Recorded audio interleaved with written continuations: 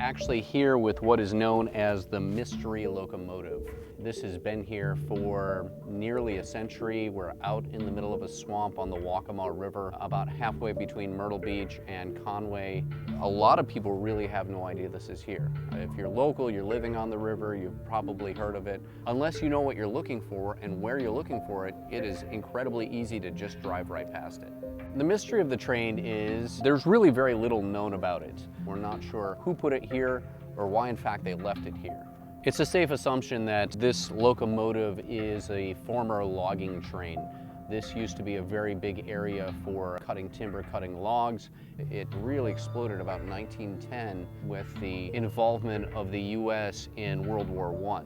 So a lot of timber was required by the US military. They would cut logs out in the middle of the woods and use the trains to drag the logs down into the water. And then they could float them all the way downstream from here, probably 45 miles south, all the way down to Georgetown to the sawmills.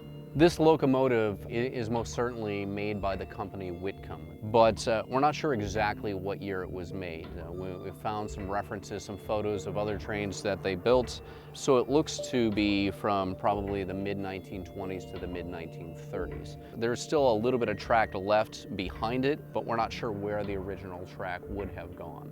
We've got some photos of it from the 1990s, and it still had a big cab on top of it where the engineer would have been, and there was a cap over the engine. Unfortunately, a lot of it has been cannibalized, and as the river progresses, we're on a very big bend in the river, it is slowly undercutting the bank, and a lot of it is already starting to sink in. If we look at the other side, you can actually see high tide marks coming up on the engine itself. Unfortunately, this is going to end up at the bottom of the river. It's kind of a shadow of its former self.